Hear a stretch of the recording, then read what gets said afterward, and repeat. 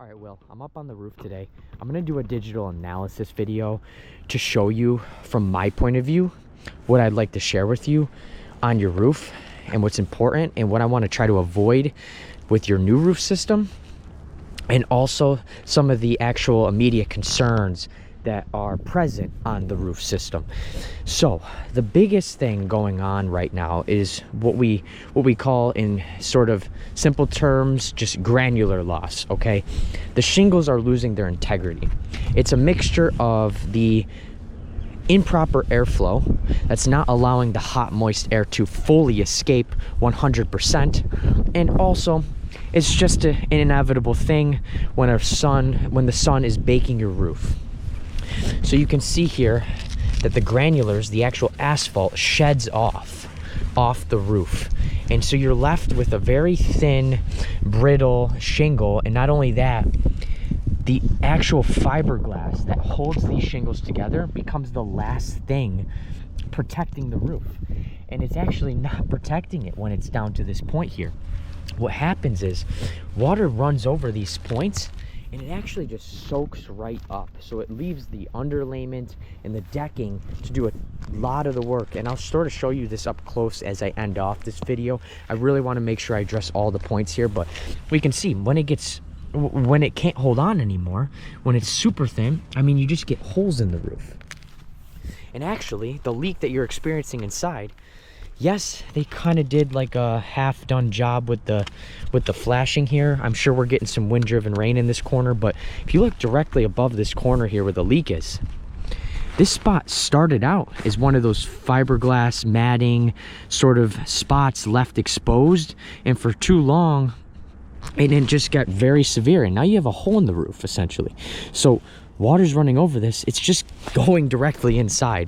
And you know, by the time it gets through the plywood and any sort of insulation that's between that drywall, I mean, it's been going on for most likely longer than a year there. And that's what's going on the whole roof, right? So we got to keep that in mind. We don't see leaks popping up everywhere on the house, but the roof is leaking. Here's the actual chimney situation. So both of them are sort of at the same point, and I'll just stay here on one. It's going to refer to both.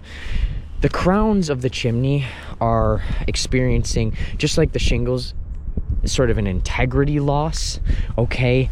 And this is what we call efflorescence. So the chimney crown cracks. It allows water to now infiltrate behind the brick and mortar, and evidently we see the cracks, but not only that, you see this calcium, this streaking building up on the chimney.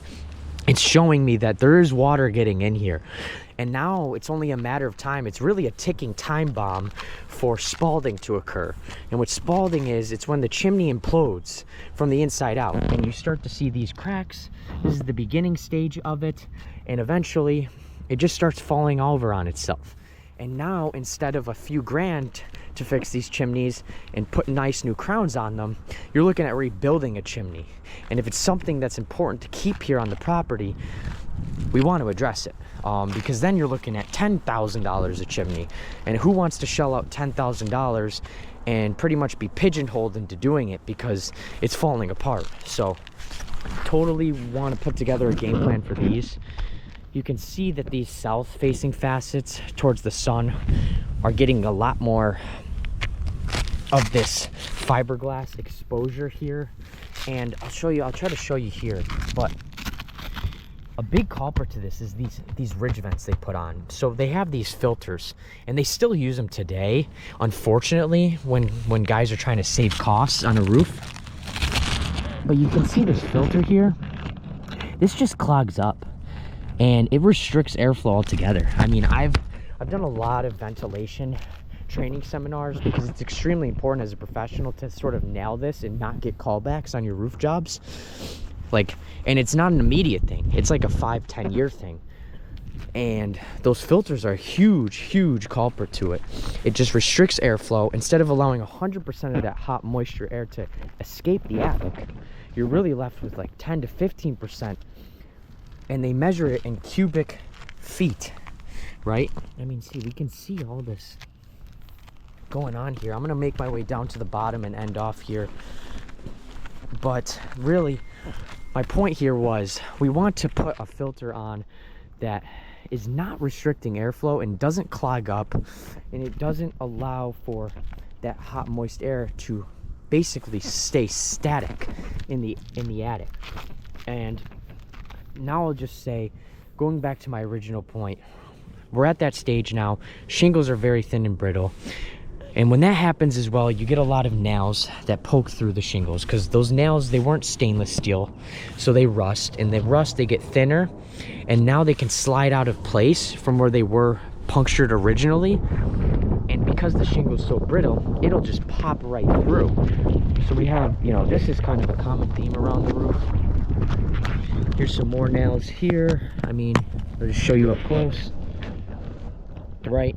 Anytime water's running over this is a leak. This might not seem like a huge concern, but you compound this over the whole roof area. And like I had said originally, it's taking on more water than it should. The underlayment's doing a lot of the work, and it's only a matter before, instead of a roof, now you got to change all the decking. And that's going to add, you know, 25% to the cost here. And this is the fiberglass, okay? So you can see here, this sort of acts as a sponge now. This is what keeps the shingle together. It's a strong material. Fiberglass is very, very strong, but when it's the last line of defense, it's not doing a very good job of protecting the home. So we're gonna put together a game plan, get all these really initial problems that were done with the roof addressed, and get you all squared away with a nice new roof system.